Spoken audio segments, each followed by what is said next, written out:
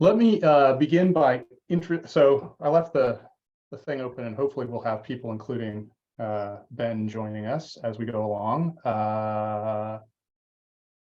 So he can jump in. I think we're ready to go. We talked about this beforehand, so I can fly without him if he's not here. But let me introduce everybody. The guests that we have today for this show include, on my screen to my left, Mitch Steele, who is a super long time veteran of brewing in America. Worked for Anheuser-Busch. I think you worked for a brew pub before Anheuser-Busch. Is that right? I did, yeah, in Hollister, California.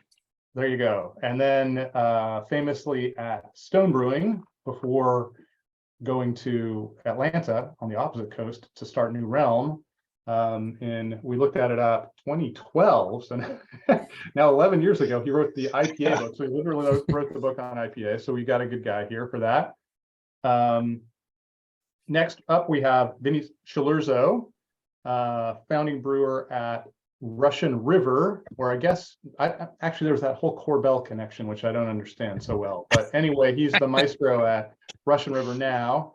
And I think you're probably one of the most well-known folks related to brewing hoppy beers in America. Of course, you brewed Blind Pig and the Pliny's. So I think everybody probably knows you. Those of us on the West Coast have a better chance of having actually tasted those beers, but they're pretty famous even if you haven't tasted them. And finally, we have Noah Bissell, who is out in the other Portland, Maine.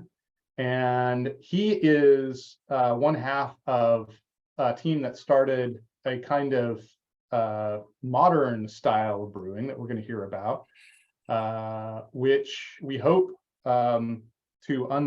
as we talk about this whole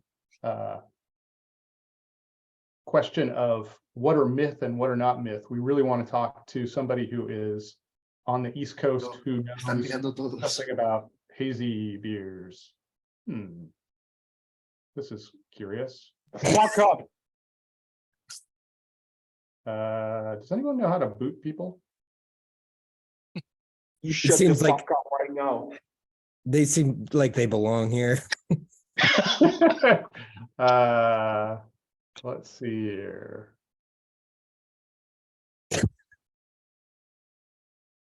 What are you fucking saying right now? Sorry, guys. Hey guys, what's up? Hey guys. Make sure to drop a like in today's video. We're here. Okay, sorry about that. This would be why it would be great if Ben was here so he could help me out with that stuff, but we'll carry on. Anyway, Noah founded Bissell Brothers, which is one of these breweries. Actually, you're wrong. That my name is Molester. Oh God.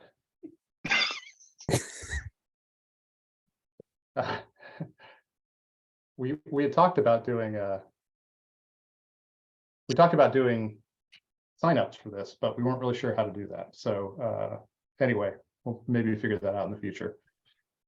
Noah founded one of these breweries on the East Coast that helped revolutionize brewing in the modern era, and we're going to hear about him as we get going.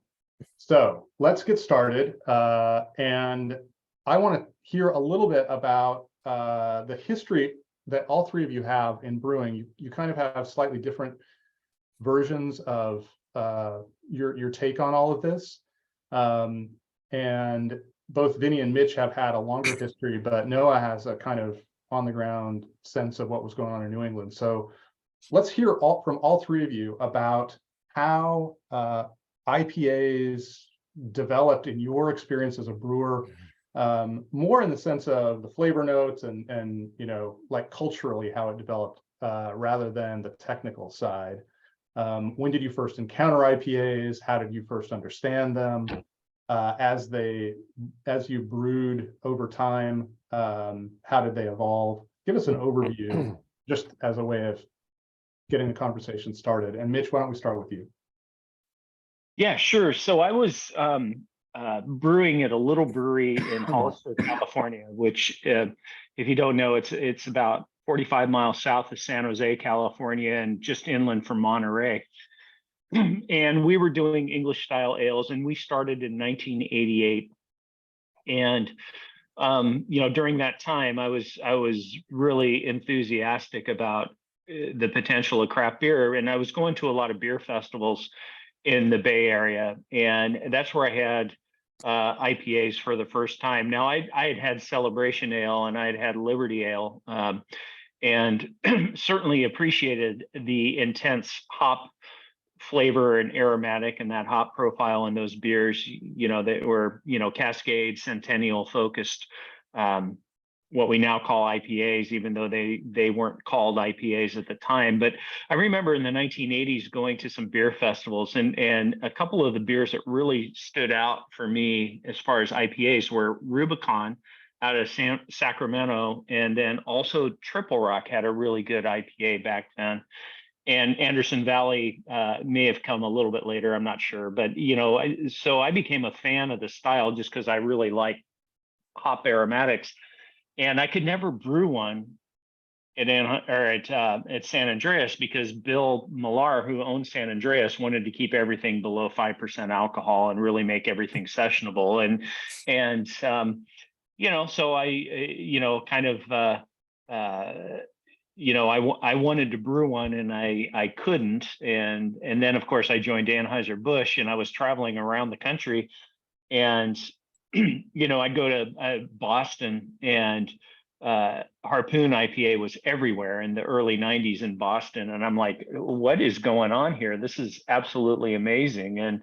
And so again, as a frustrated IPA brewer at Anheuser-Busch, I started home brewing again when I was there, and started brewing a lot of IPA. But it's been interesting to see, since the 80s, it was a novelty beer in the 80s, and in the 90s, it really started becoming a real beer style, in my opinion, where people were using or brewing these beers on a regular basis. And then, of course, it just took off from there.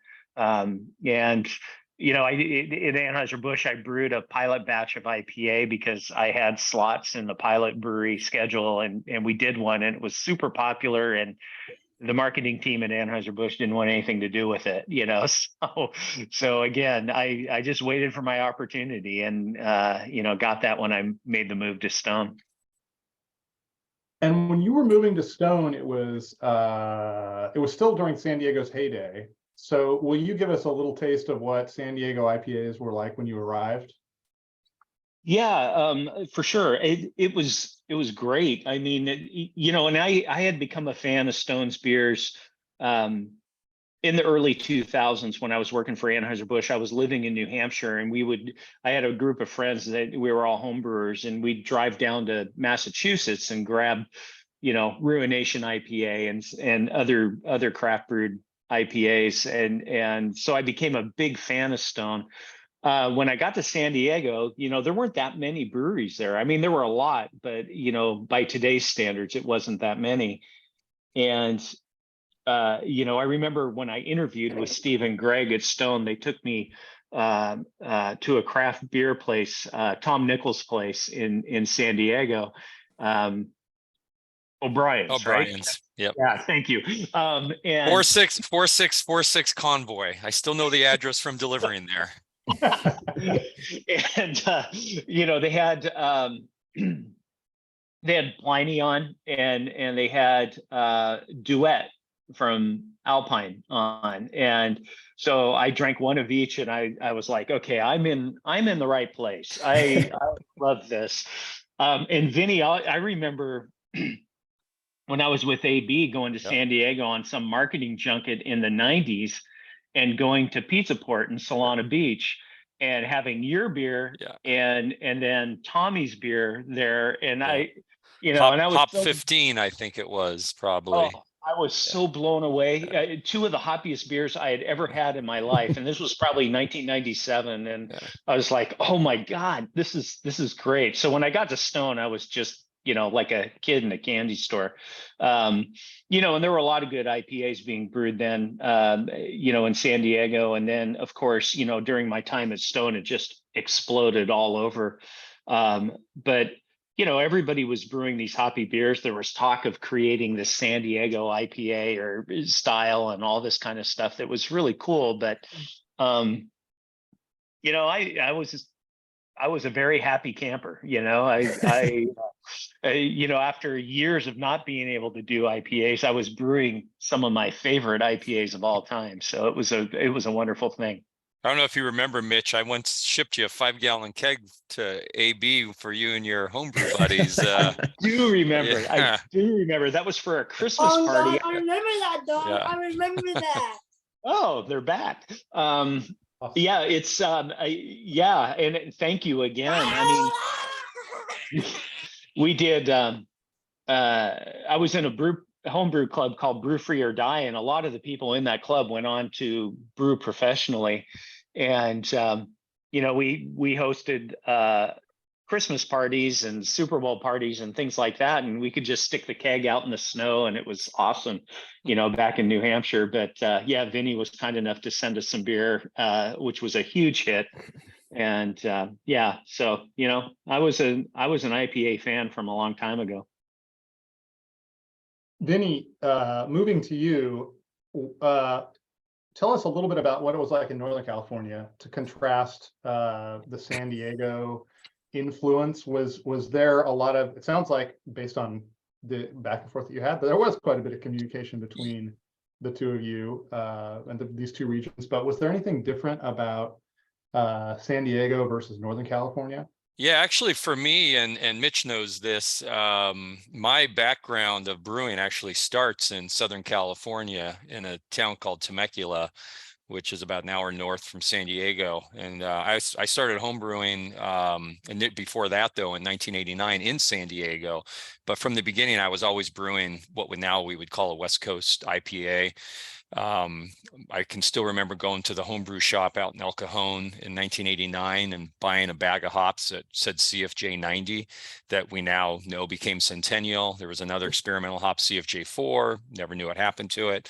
So I eventually opened Blind Pig Brewery in Southern California. And because we were so close to San Diego, and at the time there was only 3 breweries in San Diego. There was Carl Strauss, Callahan's, and then the original Pizza Port in Solana Beach. Our Blind Pig was always considered a San Diego brewery, even though we were the next county up. And that's where I first made like a 90 BU measured IPA, over the top, huge bitterness, low crystal malt, at 6.5% or whatever it was. And then I made a double IPA as our inaugural beer.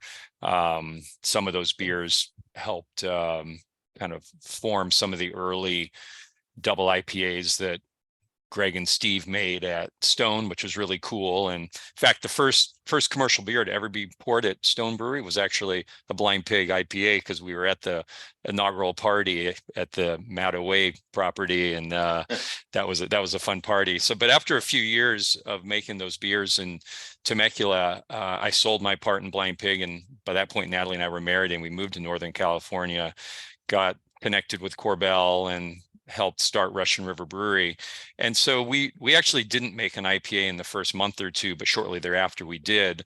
At that point, there was, a handful of breweries making IPAs. I look back to a few early IPAs. Mitch already mentioned Rubicon in Sacramento, that unfortunately is no longer around.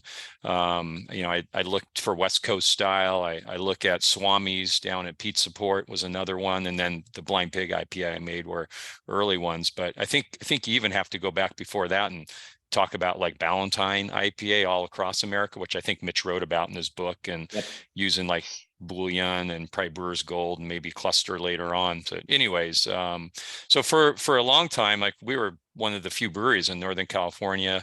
Anderson Valley was making an IPA, Rubicon was still around, but it was still just kind of growing slowly. And but you definitely saw more of the West Coast influence happening, and things were becoming less and less crystal malt driven.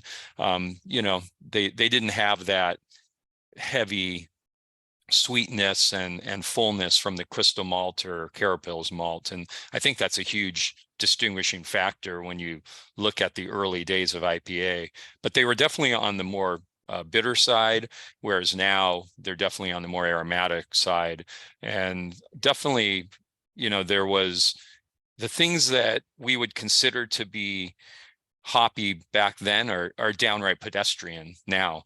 And a great example is we just rebrewed our inaugural ale, which was my very first recipe at Blind Pig, which is technically considered the first ever double IPA. And we brew it every so often on our pilot brewery. I was actually on a evolution of IPA panel at the Firestone Walker Festival last week, and I wanted to have that, and we poured in. And it's funny because the consumers here, we poured through 9 kegs at both of our pubs in like 3 days. Yeah, which which is quite a bit. And so consumers are interested in seeing what it was like, what beers were like back in the day. But at the same time, like, it was a pound per barrel dry hop, which is laughable now. That's why I say like we stop all production cuts and add more. Anyways, so that to me is kind of the vantage point that I've taken and I see from the early days into where we're at now.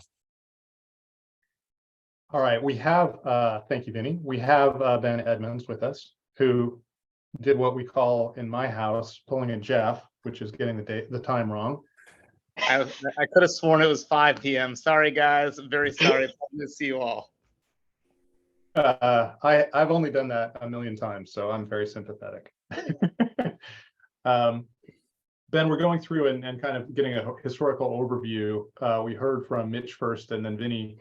And now I'd like to turn to you, Noah, because you are in New England, and although I think it was Mitch who name-checked Harpoon IPA, New England is not actually known for IPAs and hasn't been known for IPAs until the second decade of this century, I think. So can you tell us, when you were getting interested in beer and kind of coming into it, like, how did you find out about IPAs, and tell us what was happening in New England and how that scene developed? Yeah, it's very funny hearing Mitch and Vinnie's stories, just because like their beers, or at least even the idea of their beers, were sort of such a part of the framework I entered in. Yeah, thinking about it, I feel like New England hadn't certainly become what it was, but IPAs were probably either at the peak or sort of tail off of like the IBU wars when I became of drinking age. I remember specifically on my 21st birthday, worked a shift at a restaurant. I was staying at my girlfriend, now wife's mother's house, but so I bought beer that day to drink after my shift, like a mixed 6-pack. And I remember hitting a Ruination for the first time, and it just mind being blown, because certainly there was nothing. I can't remember Stone's distro just limited in Maine or what, but I literally had nothing like that at that time. And then kind of springing past that, Smuttino's Finest Kind was probably like the single most influential beer for me. I think that it even in local conversation seems to just not get the love that it deserves, but it usually had sort of like this dusty sediment quality to it that was just aesthetically unique. But I think it was sort of, to me, always the sub-style, and I've never had hit an IPA quite, like everyone says, like, oh, it's changed, and I hate to be that guy, but aesthetically, if nothing else, it is physically a different beer. But yeah, that beer was absolutely huge for me for like college and laying the framework. And then as the idea of like, okay, we want to do a brewery happened, my first trip to Vermont, which we had just finished up all our financing for the business, which was a really Herculean task for me and my brother, just like a lot of small investments and the bank, just a lot of meetings, which I was not accustomed to at all at that point. So as a small little celebration, we just did a night in Waterbury. At that point, the Alchemist was still its original location. And waiting in line for Hetty at that spot was also just like an experience unlike anything I had ever had. First time tasting Edward. So this would have been, I guess, in summer of 2013 for context. so yeah, I think retrospectively I came into beer at a very fortuitous time for myself. But also just like even from the course of when I started drinking beer to when the brewery opened, the context of IPA changed so much over those 2 years. I feel like, Mitch, I remember specifically pre-ordering your book because that would have come out about a year before we opened. And I think I feel like it was written in a way that was sort of trying to, as best you could, not necessarily be like the Farmer's Almanac, but understand like you were living in the same world I was, where how rapidly things were changing. But yeah, that just for timeline wise, that's sort of another benchmark for me that yeah, 2012, that time. Yeah. Sorry, I'm trying to keep myself contained because there's a lot of influences, but yeah, got to shout out Finest Kind for sure locally. That's interesting. Yeah, it's a beer I haven't heard of. So I think to get into some of the myth busting, when Ben and I were talking about this, there's the sort of idea that if you ask people what the narrative of IPA is, it goes something like this: like, first, IPAs were born on the West Coast, and they were incredibly bitter, and they didn't have a lot of aromatics or juiciness. And that's how they made them on the West Coast. They were dry, very bitter. And then around 2011 or something, the Alchemist released Heady Topper, and we had hazy IPAs, and they were all juicy and all aromatics, and they didn't have any bitterness. And then that changed the way we think about beer, and then that changed IPAs permanently. And I think, in my experience as a writer and somebody who's traveled around the country, that always struck me as incredibly simplistic kind of description of how all of that stuff happened. Because long before people on the East Coast started making IPAs, they were pretty aromatic and pretty juicy out here. And when I go to the East Coast, I find that a lot of hazies, including Noah's, are pretty bitter too. So you're already seeing kind of a blend of stuff going on. So if we're going to myth bust a little bit, why don't we, Ben, do you have a place you want to start with this, or should I just bomb in here? I want to give you a chance since you've been gone.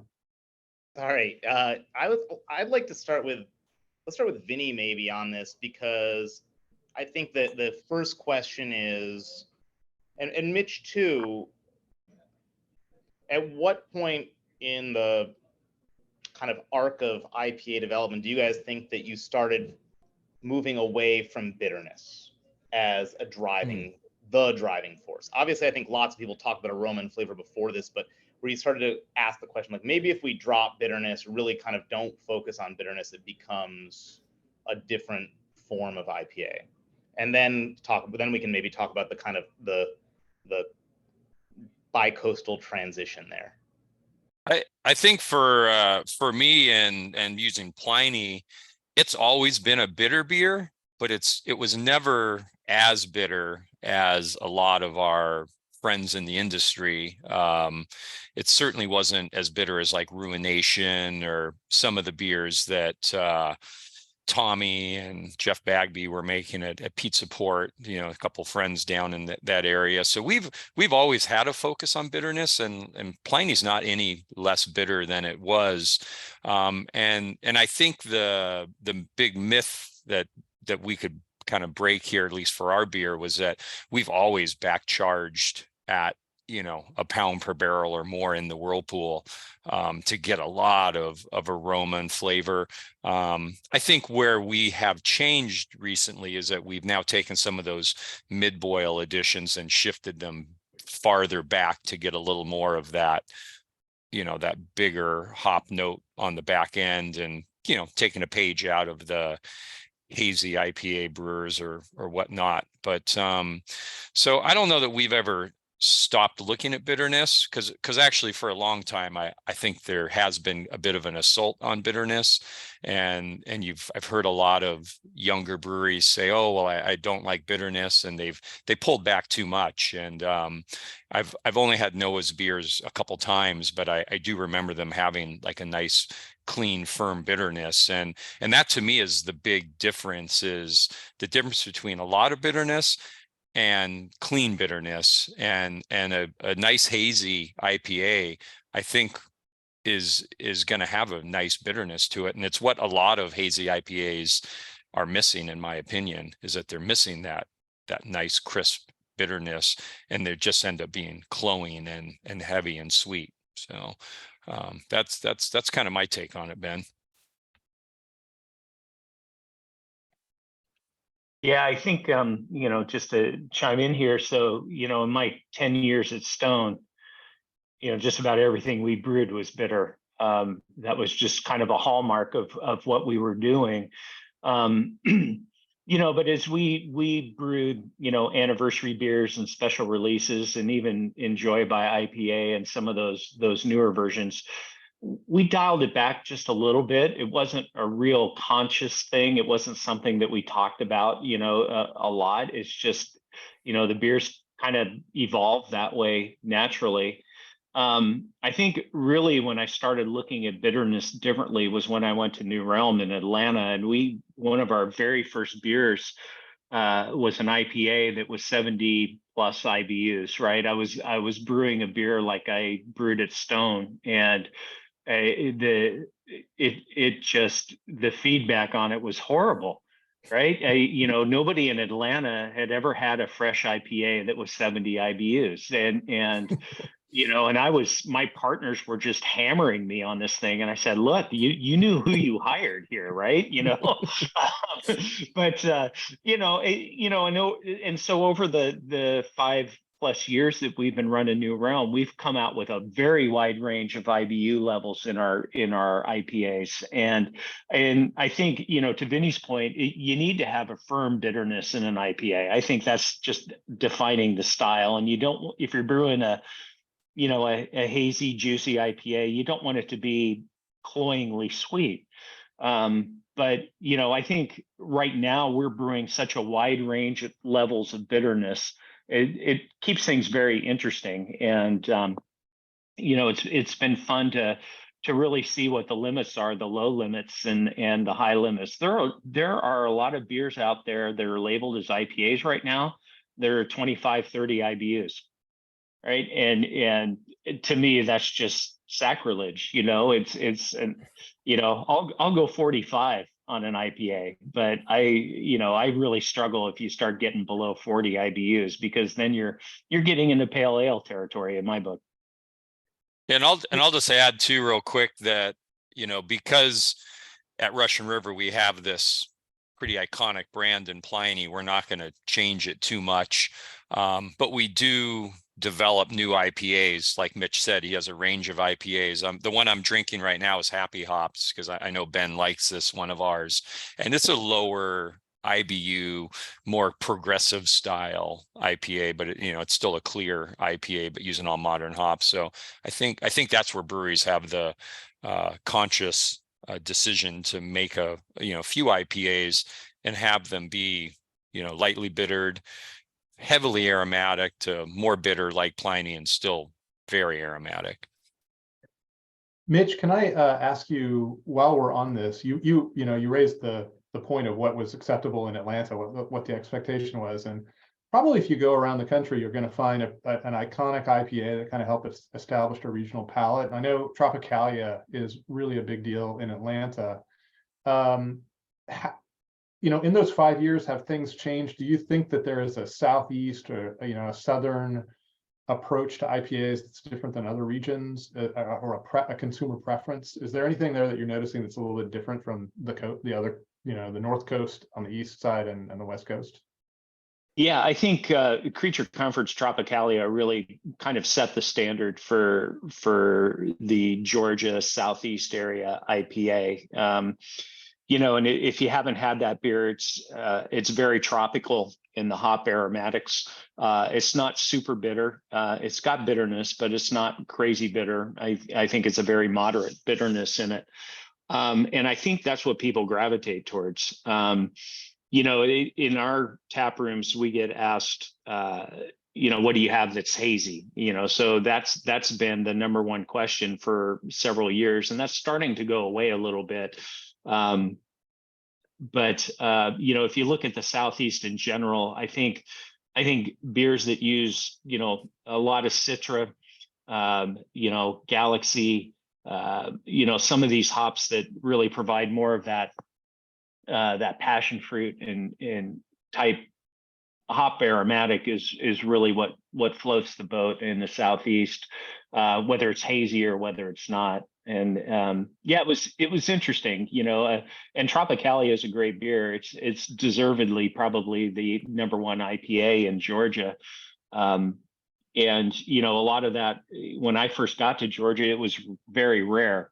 So if they'd ship 5 cases into the local bottle shop, they'd be gone by that evening. It was that kind of rarity that got people really excited about it. But now, they've opened a new brewery and they're producing enough beer, but people still, remember that part of it. And I think, looking back at what we came out with when we came out with a 70 IBU IPA that was dry hopped with Centennial and Simcoe, it didn't fit that mold. And I think that was part of our struggle. Yeah, interesting.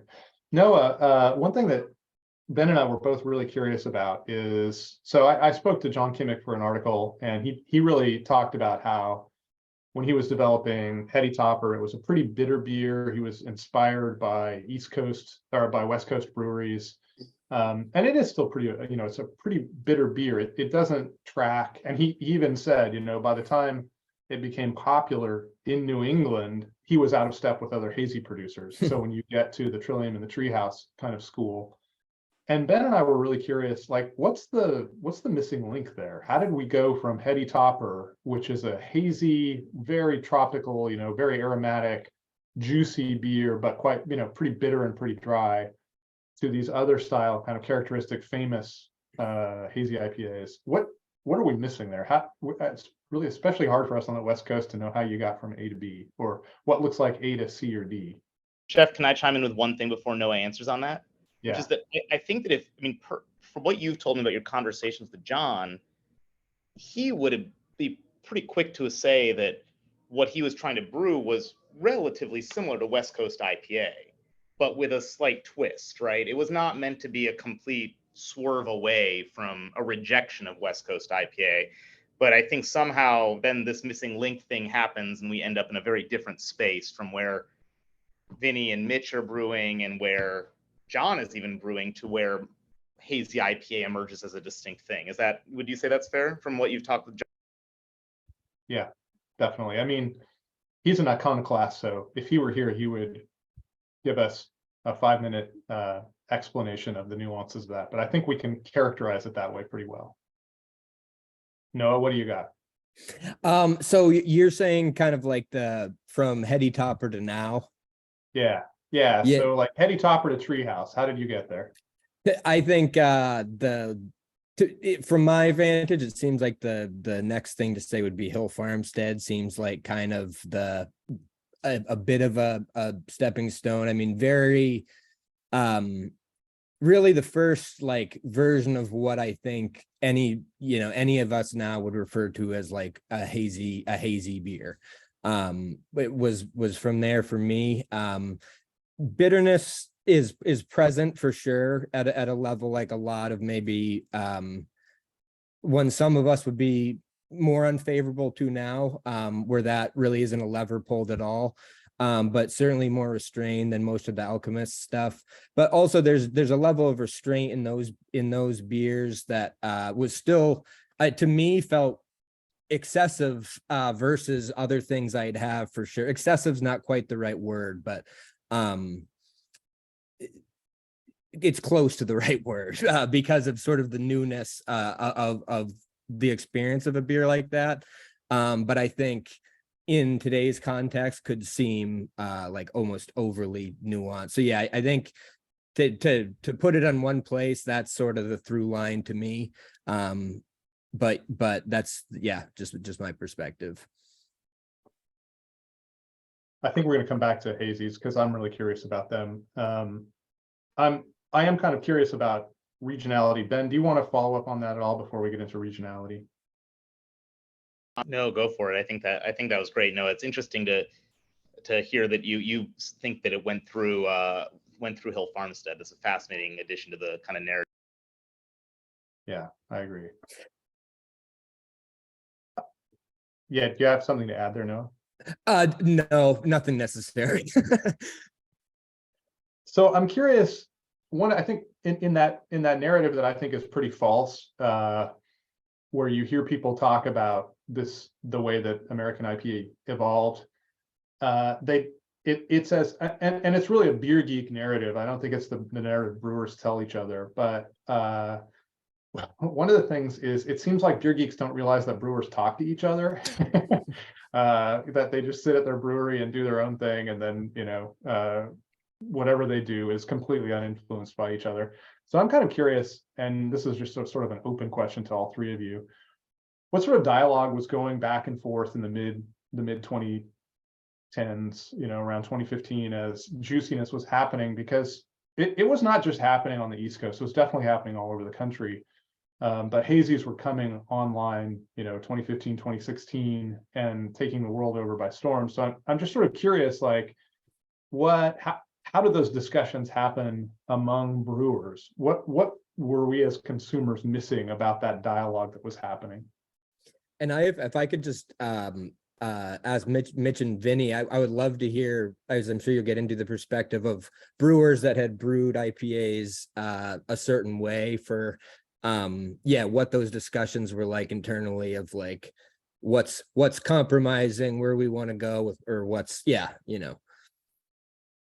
I think that's a great question, because when I remember getting interviewed, in my latter years at Stone, and somebody was asking me to talk about juicy beers, and I had no idea what they were talking about, right? And I'm like, what is this? But then, some of the folks from Treehouse Brewery asked me to taste their beer in 2016 at the Philadelphia Craft Brewers Conference, and they were telling me a little bit about what they were doing, and and I'm like, and honestly, I was a bit skeptical, and I think people on the West Coast, and at least in Southern California, were a bit skeptical about this staying powder of hazy IPAs.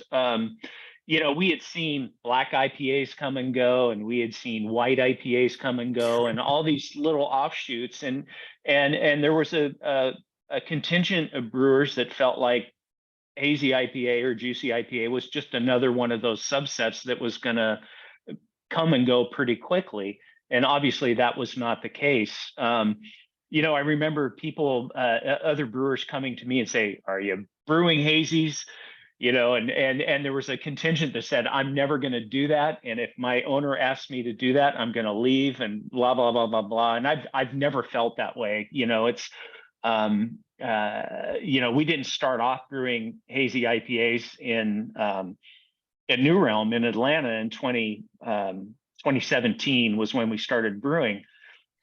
And we realized pretty early on that was not a good move. And so, I had been out of brewing for almost 2 years at that point, just putting together this brewery, and I had to learn how to brew them. And so I reached out to a bunch of people and said, "What are you doing here? How are you doing this? How are you getting stable haze?" That was the big thing that we all talked about. How do you get this haze to stay, when you've got a big brewery and large fermenters with a lot of gravity forcing all the solid stuff down and all the haze down and everything. And it was really interesting because brewers that had been around for a while and had learned how to make great clear beers had to figure out how to do this. And I think the one thing that came out of it is we all realized that it's, there were people that would accuse hazy IPA brewers of being lazy because the beers were hazy. And that wasn't the case. These things were radically different beers than what had been done before. And you had to have some technical expertise to actually accomplish it. Yeah, very interesting. Well, how about for you, Vinnie? I'll add that one that I think the whole hazy thing runs through Hill Farmstead. His beers were super soft, like you said, almost soft to the other side and still are to this day. I've known Sean for a long time. And so I think he gets forgotten in the hazy conversation. But, for us, and I think it's a little different than Mitch and Noah, is that we've always had this iconic beer, Pliny. I mean, ever since 2008, 2010, it's been at this level of beer geekdom. And so we've always just focused on that. And so when a lot of our friends in the industry were starting to think about making hazy beers or whatnot, we just kept trucking along, making Pliny the Elder and Blind Pig. And it wasn't that we weren't paying attention, because the one thing I did have going for us is that we were getting people from all over, not only the country, but the world visiting us. I mean, this was a time when we would have a line out the door every Friday, Saturday, Sunday for folks buying 12 packs of Pliny. And it's honestly what allowed us to build our beautiful dream brewery that Ben was actually just down at a couple of weeks ago for an event here. And so, but I was getting all these beers, like beer enthusiasts would bring me. I was friends with John, so I was getting Heady Topper. We traded all the time, but I was getting Treehouse and Trillium and Hill Farmstead, even though I knew Sean and whatnot. But so that we were just getting people coming in gifting us these beers, and so I did get to taste them, but we didn't really have to jump on the hazy bandwagon as many West Coast IPA brewers would call it. And to Mitch's point, and this is a bit of a sad commentary, there are still breweries out here on the West Coast that won't brew hazy beer. I mean, I know of some down in San Diego that still won't brew hazy beer. And for me, it was a super hard style to wrap my arms around, because like Mitch said, it's tough to make beer stay hazy. It's not easy. I mean, we still have batches every once in a while that's like, it's how did it fall clear? And and yet the batch before we did everything the same was hazy. So I for one, at that time, we kept brewing Pliny, but I was super intrigued by it, knowing that eventually I would probably brew something. And I went to folks like Jason Perkins at Allagash and started asking them, how do you keep your Allagash white hazy? I know Matt Brenelson went to his German friends. How do you keep your German wheat beers hazy beyond just yeast? Because the hazy beers are still being centrifuged. The beer we And make, Jason Mind Perkins Circus. will only answer with the finger test, which isn't that helpful. Yeah, that's right. You should probably explain what that is. Talking to their sort of famous way to make sure Allagash's haze level was just right was they had basically like a landing pad and a light, so the environment was the same, and you'd put a bottle of white there, and if you could see your finger through the bottle in that environment, or it was basically too clear. Yeah. And I love that. Yeah. So, and one other thing on that communication, Jeff, is that there was a lot of the early hazy IPA brewers that weren't so forthcoming with their information. And I remember Mitch and I having this conversation, and so you'd sometimes have to comb through some of the industry, folks to find someone who was willing to give you some nuggets of information. I mean, we now know so much more about hazy IPA through academia, but at the time, it was a bit like voodoo science. Ben, I got to throw this to you because you're in our we have four corners here, but you're our northwest corner. So let's throw this question to you. What were you when you were doing? You were well known for Oregon IPAs, which are a little bit different than West Coast San Diego IPAs. They're a little bit hazier, they're a little bit softer, they're a little bit juicier to begin with. But which is one reason why I, as a writer, is to my great shame, when people were talking about hazy IPAs, Oregon beer has always been hazy, so I didn't understand what they were talking about. Ben, what was going on in Oregon? What was your dialogue with other breweries as this this wave was rolling our way? I'll answer that a little bit indirectly. It's honestly, despite the fact that you and I met a couple of weeks ago to talk about questions for this, Jeff, I totally until Mitch was just saying this, I forgot the fact that in fall of 2013, Mitch, you and I ran into each other randomly at the Colonel Brewery in London. Remember that? And so I do remember that. Yeah. yeah, like I was sitting there and you just walked in with a few folks from Stone. It was great. And we had beers together.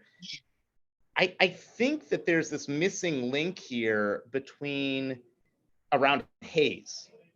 Because when we're having those beers in London, you and I weren't talking about haze in those beers. They were hazy-ish, but they weren't like, they were unfiltered IPA, but they weren't murky, heavy, sweet, or big, or cloying in any way. And they were underbitter. They were soft. They were kind of that, to Noah's point, that kind of Hill Farmstead type IPA. And I think there was a lot of interest actually from progressive West Coast brewers in what folks were doing. I mean, in that realm, and the Colonel being a good example out in the UK. I mean, I remember the first time I went to Trillium in early 2015 and having those beers, and haze was not the conversation at that point. It was really about, oh, what, you're really favoring these more fruit forward, pineapple, tropical hop profiles.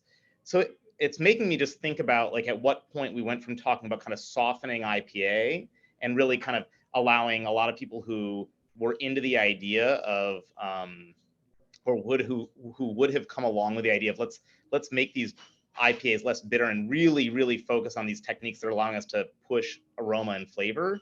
And then somehow the conversation really got focused on the aesthetics. And that's where, to Vinny's point, a lot of people started pushing back.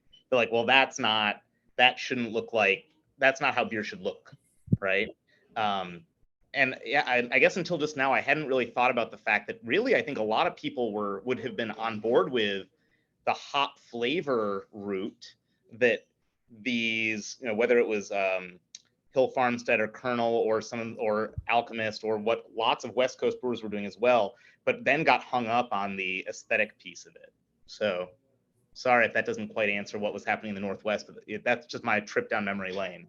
No, that's good. That's what we're here for. I think an important piece, though, that I want to ask all of you about is this is also the moment when these modern hop varieties are coming out, right? So your tool kit has really shifted. You go from the classic citrusy, piney flavor palette of American hops to this incredible explosion in tropicality, and we're starting to get into some really weird stuff. So how much did that, I'm just curious how much the raw ingredients really changed the way you thought about IPAs? I'll just jump in just for a second, because just for the context of when I came in was sort of the tail end of the hop shortage of like, I'm not sure I was definitely not professional at the time the fire happened, but I was just listening to Can You Brew like a maniac, like doing all these clone recipes and getting familiarized with like how a pro brewer sort of thinks about recipe design. I'm sure thanks to both of you for and probably Ben even, but I'm not sure where the timeline's in. But anyway, and then, by the time I got to realize like, oh, we're going to need hop contracts, I had just like a stupid recipe at that time of like, Citra Mosaic Simcoe or something as the substance recipe. This is like 2012, and then pretty much got laughed off the phone by the rep. I was like, no way, dude. So for me, I came into it, and to this day, just because it was sort of the foundation of it, substance, which is still about 65% of what we make, is a Falconer's Flight driven beer, which was sort of in this weird in-between zone of, lemonade out of lemons, pretty much. But it had, in terms of the profile it delivers, I feel like it kind of lives as a bridge almost between a centennial of that class and then sort of a Citra of tomorrow. But yeah, just wanted to throw that out there for something contextual. Yeah, thank you. Yeah, I think it's Stone, when we started brewing with Eldorado hops, and I believe it was 2013, that kind of shifted things for us. And we started looking at some of these newer hop varieties, and you couldn't get, to Noah's point, I remember trying to get Citra back then, and it was extremely difficult. And then we started branching out into New Zealand and Australian hops because we could get those, and we knew people and we could get those, and that's really where things kind of shifted for us at Stone. And then in at New Realm, I wanted to have all of it, and so I had the Centennial Simcoe thing going on, and then I also had our hazy IPA. Hazy Like a Fox is our #1 selling beer, and it's Azacca and El Dorado primarily. And that was 2018 when we put that one together. So, it's me being just kind of a fan of what hops can provide to beer and all the new varieties and everything. I lean into that pretty hard. Vinnie, you have any comments? I'll just add that for us, again, going back to having this brand Pliny that was well known, we started looking at picking windows as a really important part of a hop, because, and the other brewers on the call know this now, that you've got this, like Simcoe was for me the first variety that we figured this out. And it's too bad Alex isn't here, because it's something that CLS is like super focusing on with all of their hops. And it was just random that I wore a CLS hat today too. But Simcoe was that first variety that I think was really talked about, and that if you pick Simcoe early, it's grapefruit within like a 10-day picking window, and middle is pine, and end is going to be pungent and dank. And if you get somewhere between early and middle, like say day 4 or 5, you're gonna have a little grapefruit, a little bit of pine.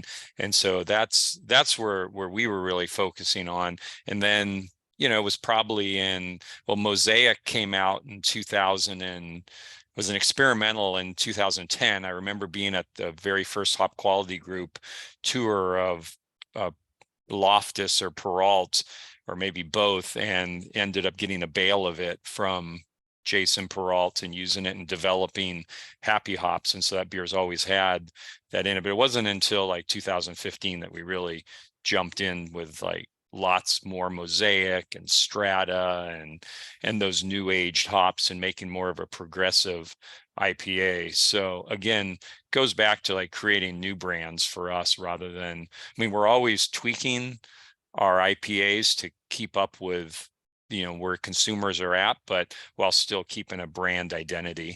Yeah, for Pliny, it's always Simcoe focused. Vinnie, It's I interesting.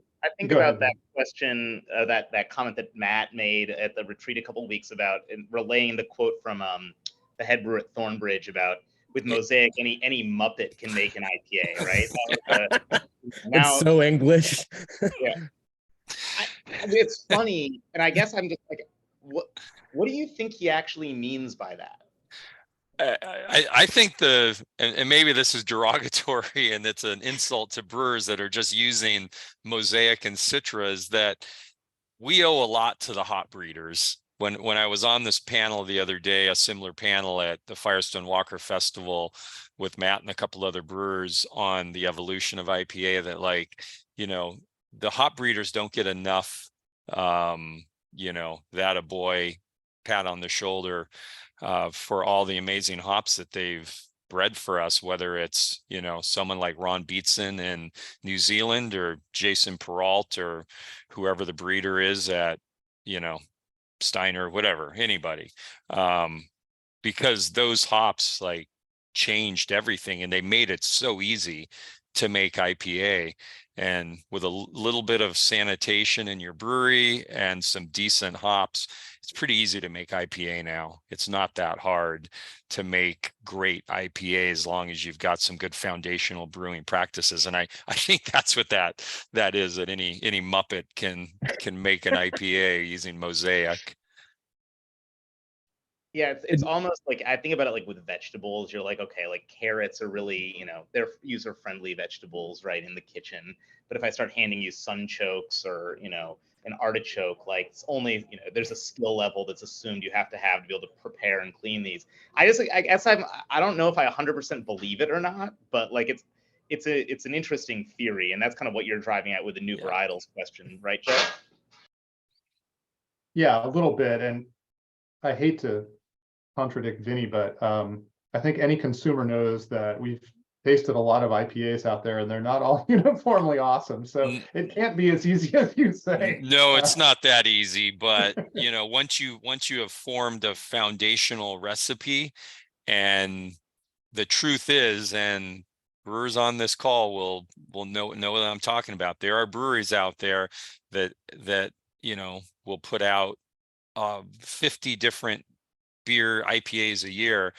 They're the exact same foundational malt bill, whatever, and they just move stuff around a little, and maybe it's Stratus, Simcoe, Amarillo. Next time it's Simcoe, Mosaic, Nelson, whatever.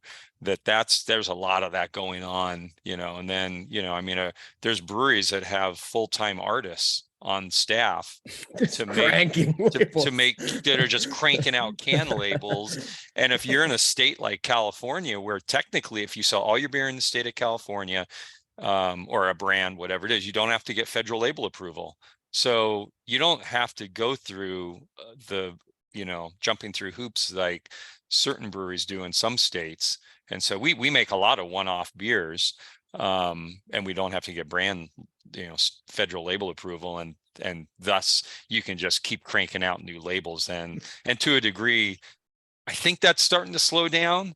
I think consumers are wanting to see, more consistency in a brand, but there's still a lot of breweries doing that. And, for me, I want to perfect a brand, never be able to perfect a beer, but let's keep rebrewing it and making it more often, and then have a one-off line that we can learn from, and then apply those things we learned to our regular beers. So I'm a little bit cognizant of time. If you guys have a moment to stick around, I know we have one question in the chat, and I actually received some questions via email before this from people who couldn't come. So are you willing to take a few questions from the crowd? Of course. Yeah. Let's start with Max Coleman in chat, because I think this is a really nice question. Max is from Coleman Farms in Willamette Valley. When did IPAs shift from hoppy, meaning bitter, to something more or else? Because there was that moment where somebody realized, wait a minute, when you say hoppy, it can mean aromatics, it can mean flavor, it can mean a lot of things, not just bitterness. When was that moment? That does seem like kind of an important moment. I don't know the year, but I would say that has actually a lot to do with the whole hazy IPA movement, because that's when, in the bigger picture, everything started becoming more flavorful of hops and, flavor and aroma rather than just bitter. I don't know what the year is, but I would tie it to wherever that time shift was, but that's just my take. Vinnie, I'd also credit the Hop Quality Group with driving that philosophy. When you start talking about, the whole IPA, when IPAs, when I got to Stone, we were doing 5 special releases a year. And when I left Stone, we were doing like 35, right? And, the aromatic side of hoppy beers became very important to us, because that was how you differentiated each beer that you were brewing. And I think that whole focus with brewers hooking up with hop farmers and breeders and explaining that to them and tasting beers with them and talking about it, I think really drove a lot of that. Yeah. And then, and you had like the hop, we started a Hop Quality Group in 2010. It was like 7 or 8 founding breweries, and it was pretty early on, the first couple years, that we had Tom Nielsen from Sierra Nevada and Val Peacock, our hop consultant up in the Pacific Northwest, at Loftus and maybe one other farm, I can't remember, like in the kilns and pulling samples from the bottom, the middle, and the top, and then doing all this research and pretty much driving the entire industry to lower their kiln temperature. There was definitely a lot of farms that were already kilning in the 130, 135 Fahrenheit range, but most of the farms were at 145, 150. And so the push was to lower the kiln temperature to have more aromatics. That also then caused two issues. One, it probably did exacerbate hop creep, but it also, there was ways to work around that, but the hop industry needed to invest millions of dollars to, and Max can probably, yeah, he's shaking his head, can attest to that, to lower your kiln temperature meant they were going to add a couple hours more per kill bed. But at the same time, the hops weren't getting, they were like, I still need to be picked. There is still an important picking window there. So the only way to get around this was to add more picking equipment, more harvesting, more kiln beds, so on and so forth. If you have questions, you can either put them in the chat, or if you want to use the raise your hand thing, and if you go to the reactions, you can raise your hand, and I can see that way too. Can I ask Noah that question about the Sam Adams question, Jeff? Absolutely. No, I'm interested as an East Coast brewer, your perspective on the fact that the largest craft brewer on the East Coast really stayed out of the IPA game, really pretty much entirely until 2014, 2015. This is kind of quackery, but how do you think East Coast IPA might have been different if Sam Adams had been making IPA that was really popular in 2005, 2007? Wow, I've drank so much Sam Adams over the years, and that thought has never crossed my mind. But it's so true as I'm racking my brain. Crystal ball, but I feel like with Harpoon being almost sort of filling that void, Red Hook kind of filling that void. I know that there's either Seattle or Portland. I'm not sure I know West Coasters have like Red Hook, as I always think of it as in Portsmouth, New Hampshire though. But Red Hook IP Longhammer was like pretty, so I feel like it wouldn't have been that different, but who the hell am I to say? Ben, I'll just add that I do remember the beginning of the Hop Quality Group, 2010, and Boston Beer was a founding member, I believe, but they were only buying German hops. So they needed to learn about US hops, because whatever their first IPA was called was going to be using US hops.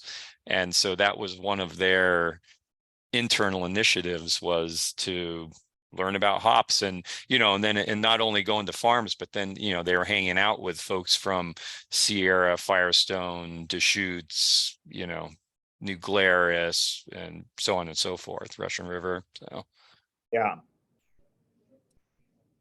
So you mentioned New Glarus. That is a perfect segue to Mike B's question. Plenty of East-West discussion. Any comments about Midwest and Mountain West contributions to IPA development?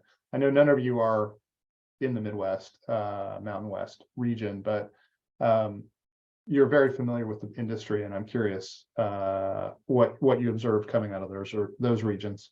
I think for the Midwest Mountain, you have to definitely point to Odell IPA. That to me was probably the most like formidable IPA coming out of that area, and they still make it. It's still an amazing beer.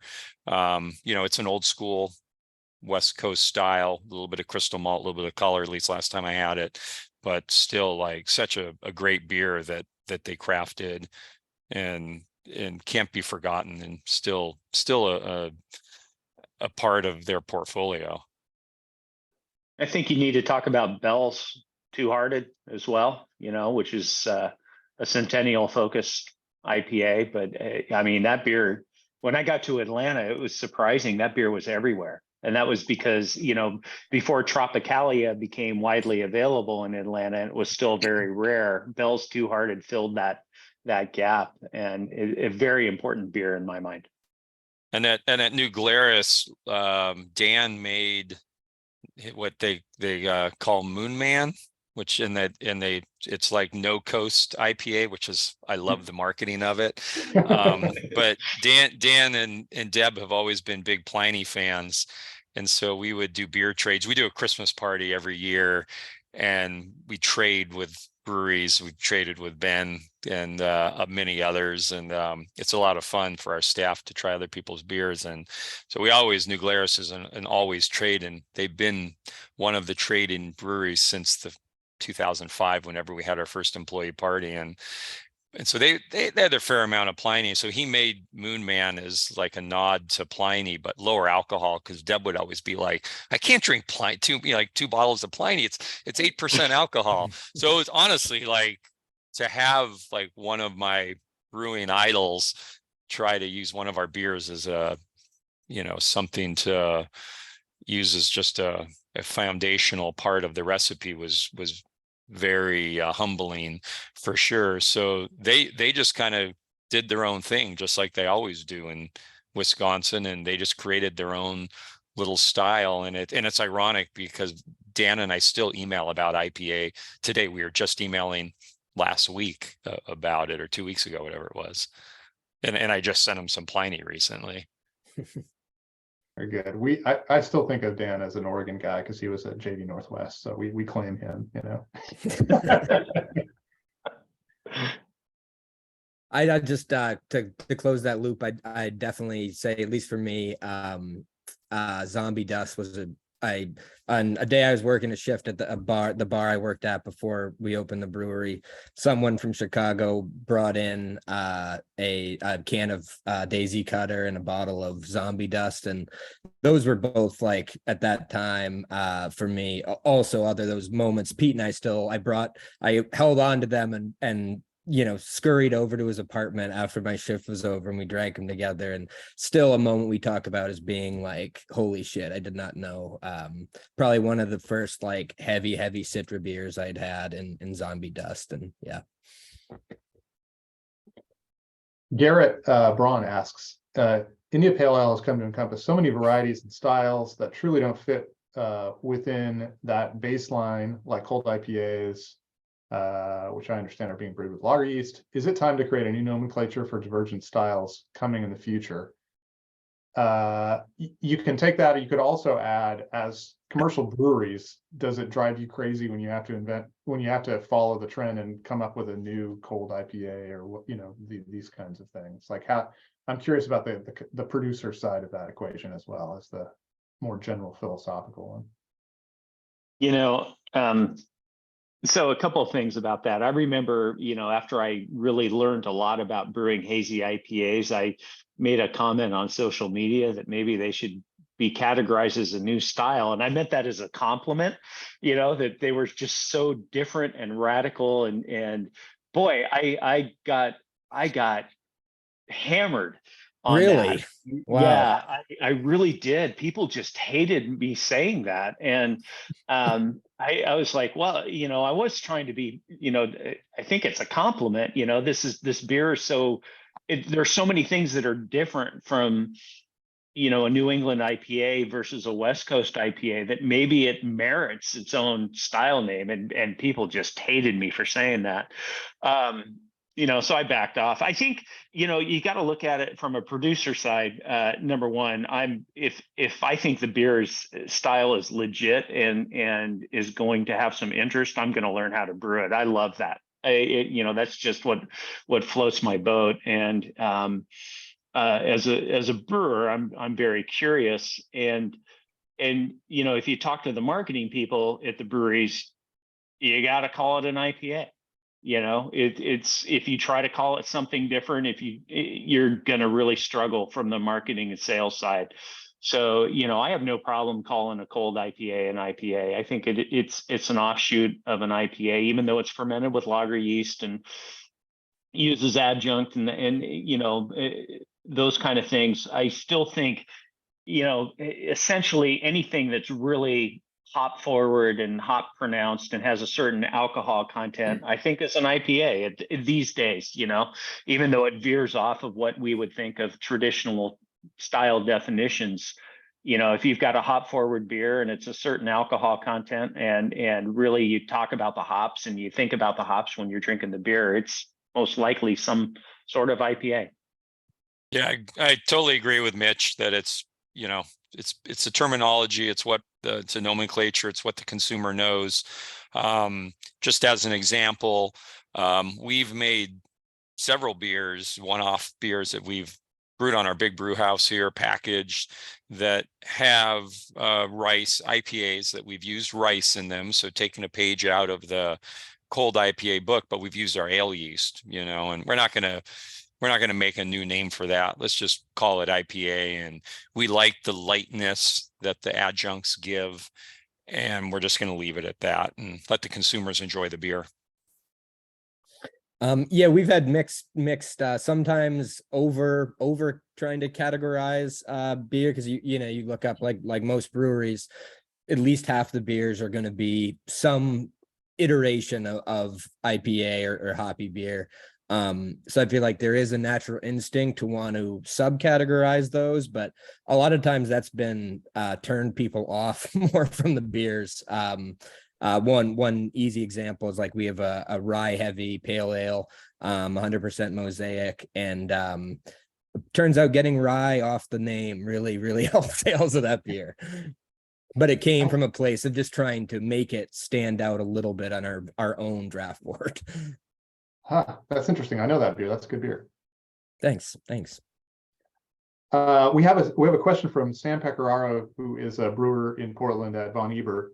And it touches on a thing that I'm curious about too, which is in this IPA family, this large IPA family that we're talking about, there's all these new hop products, new techniques of getting juiciness. You can talk about the hop products, but also things like thiolized yeast.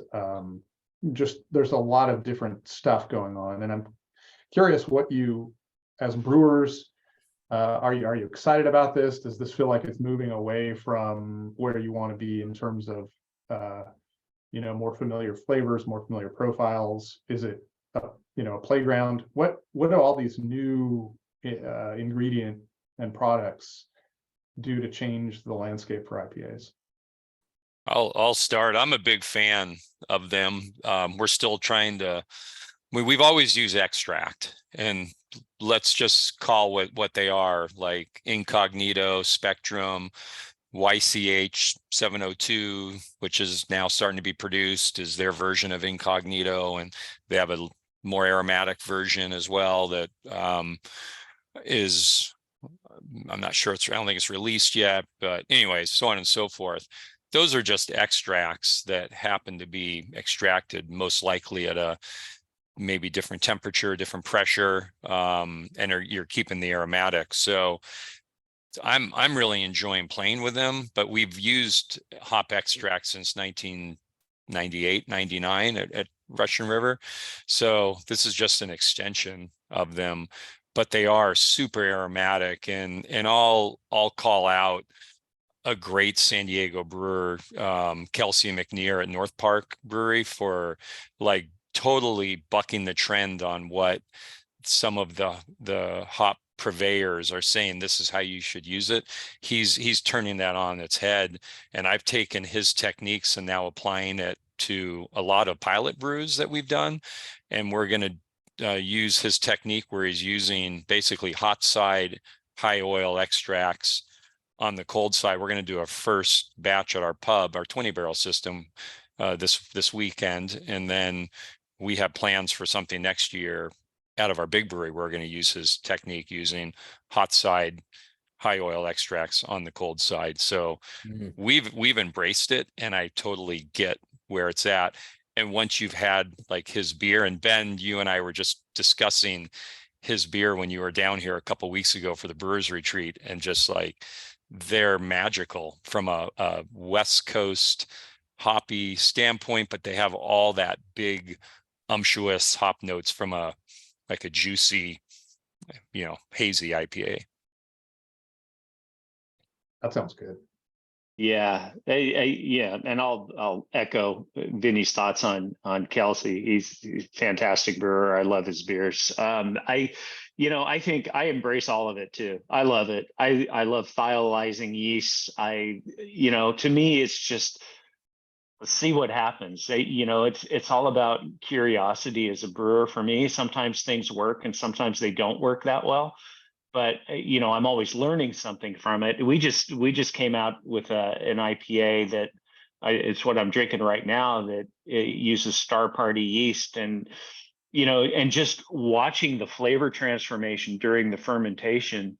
You know, this beer that we're brewing is a West Coast IPA in the brew house, and it turns into something completely different through the fermentation with all the thiols being released and everything. And I just love that stuff, with the caveat that it needs to make a great beer. As long as it makes a great beer, I'm all for all of it. You know, I just love it. And to me, that's what's driven craft beer over the 40 years that craft beer has been around, is, you know, just trying things that are, you know, out of the box, and trying something new. And it's an incredibly exciting time for brewers, because the hop producers are doing so much work with a lot of these pourable extracts and things, and now the yeast producers are doing a tremendous amount of work. It just creates this huge range of things that you can do to make really interesting and delicious beers. I'm pretty much in the same camp. I'll keep it short and sweet. If there's any more questions. Well, I am interested. No, that's interesting. It feels to me like in many ways, hazy IPAs sort of emerged out of this first wave. And this is a kind of a follow-up, actually. It's not really the same question, but you guys used to be the hip new kids who were all about experimentation. I'm talking about New England brewers. And Us gang. Yeah, you know, you guys were the ones who were ahead of everybody, 2 steps ahead. And you know, now hazy IPAs have been around a decade. So do you feel like there's like you need to also innovate, but at the same time have a kind of fidelity to, can we say, traditional hazy IPAs? I very much understand your question. I think a lot of our decisions and stuff over time have been, in one way or another, sort of related to the expectation of reverting to the mean in some way, shape, or form. So in essence, not investing a ton of resources in just sort of that never-ending appetite of experimentation of you know, weekly new beers. We were never that brewery. So honestly, I don't feel like our approach has changed that much over time, and I'm thankful to be in that position where it doesn't seem like, as a company, we need to make a huge pivot to accommodate trends or whatever. And for going back to the product standpoint, I think all those things are an inevitability of just any industry. They're just, things are going to get deeper and deeper into how can we play with these. So I think they're not going away no matter what. I'm never the first person to jump on usually a new product. Actually, Mitch just released a Star Party beer that we'll be rebrewing a few times, and a couple months back. But yeah, so for timeline, you know, that yeast has probably been out for a year or so. We used it once in a collab, but we're not going to be the first ones to the party on. I looked at Scott Janish a lot, honestly, at Sapwood for usually having being able to articulate experiences with new shit that I have not got my hands on yet in a way. So yeah, shout out to him. Jeff, I think in a way that, like, in the beer industry now, I've used this analogy before, that, and I come from the wine industry, or breweries in the middle of, you know, Sonoma, Napa County, most famous wine regions of America. And like, IPA is now Chardonnay. It's like, that's just like what it is. And it's not going to go anywhere. Chardonnay has been the top selling wine in America for decades. And, you know, and it takes someone like Kendall Jackson and Gallo to have big national brands. And, you know, in the beer industry, that's Sierra Nevada and New Belgium and several other large craft breweries and beyond. And like, but there's all these different iterations of Chardonnay. You can make it with a ton of ML. You can make it with a, new oak. You could go, like neutral oak. You could go all stainless steel. You now have wineries. We were just at with some friends when they're out for the brewers retreat at a friend's winery, and we were barrel tasting with them, and they were pouring us concrete Chardonnay that's been aged in the concrete tank. So you've got innovation still happening in Chardonnay. I'll use concrete, even though that's like going back to the old days of wineries used concrete tanks. I think that's where we're at with IPA, and IPA is and it, in a way, it might be derogatory to say it's the Chardonnay of beer, but it's a compliment because Chardonnays have staying power in the wine industry, and it's what's kept a lot of wineries in business. And yes, there are wineries that don't make Chardonnay, but the average winery in California makes a Chardonnay. And I think you're going to see it still with IPA. They're creeping up to Oregon too. We don't want to turn this into a wine conversation, but we're starting to see a lot more Chardonnays in Oregon than we used to.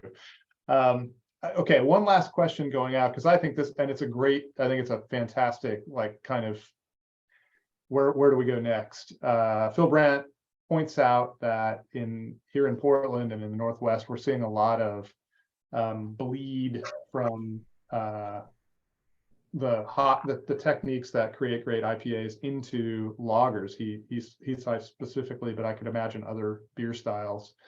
And I'm wondering, as a writer, I'm always curious to see the cultural influence of beer.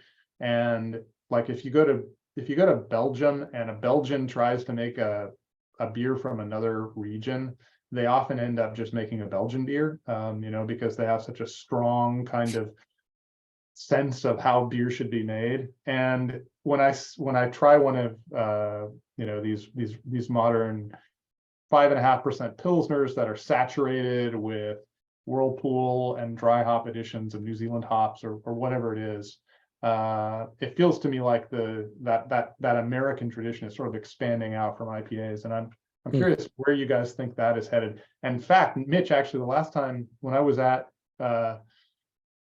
New Realm, you mentioned that your Pilsner has a Whirlpool edition, and I started asking brewers after I visited you, do you guys use a Whirlpool edition of your Pilsners? And I'm finding that a huge percentage of breweries in America use a Whirlpool edition. So I'm just curious, how is this bleed happening into other realms? And then we can wrap this up. Yeah, I think it's very prevalent, and I think IPA has a lot to do with it. People really appreciate hop aromatics, and if you're brewing a Pilsner, if you're an IPA brewer brewing a Pilsner, you're going to be looking for some hops, right? And I'm enjoying it. I mean, the whole Italian Pilsner thing, the dry hop Pilsner. It's got everything that's great about a Pilsner, and then it's got this added bonus of having some really nice floral hop aromatics to it. And to me, that's just fantastic. I mean, I'll drink a traditional Pilsner all day long, but if I find a nice hoppy one, I'm really ecstatic about it. And I remember when I was at Stone, we used to distribute, and I don't know if Stone Distributing still does or not, but Victory Prima Pils was on tap all the time in the bistro in Stone and Escondido, and it became one of my favorite beers. And they were getting hop aromatics out of that beer that were so unlike IPA, but were so like IPA in some ways, that it just was a fascinating beer for me. And I love where that's going. And I think, as lagers continue to grow in popularity, I think we're going to see a lot more of it, a lot more of hop forward lagers. I mean, not just India Pale lagers and things like that, but real Pilsners with intense hop character. Yeah. I have a couple thoughts there. One, just to reverse it for a second, that now you have a lot of small breweries using Pilsner malt in their IPA. I mean, going like Kelsey, I know he uses all Wireman extra light premium pills, whatever it's called. It's Wireman's lightest Pilsner malt. That's his like go-to malt for all his IPAs. So, and I know of a lot of other breweries, and we keep a super sack of a Pilsner. We keep, we have three super sack stations, and one of them is for our lagers, but the other one is to make some lighter bodied IPAs.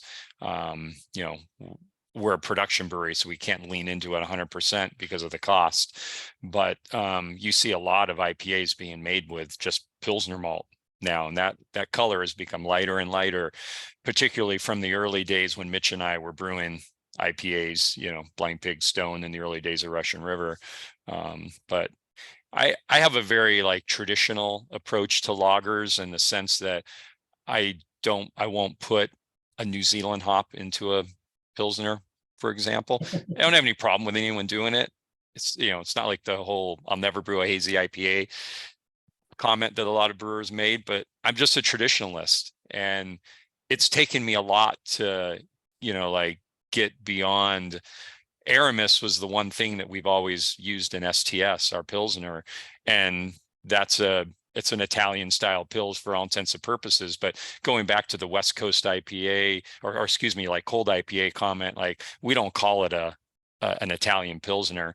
And ironically, I just had Agostino from Birrificio Italiano was here at the brewery yesterday, because he was in town for the Firestone Festival, and like it's just not something we lean on to a style, but we make, from a naming convention standpoint, but we make a haze, Keller style Pilsner that's got this focus on Aramis, but Aramis was bred for Anheuser-Busch originally. It was something that Val Peacock was a part of. And when InBev bought AB, they decided they didn't want it. And so here's Aramis is a super traditional, from a flavor standpoint, like German style hop, but it's more modern in that it had better growing conditions or whatnot.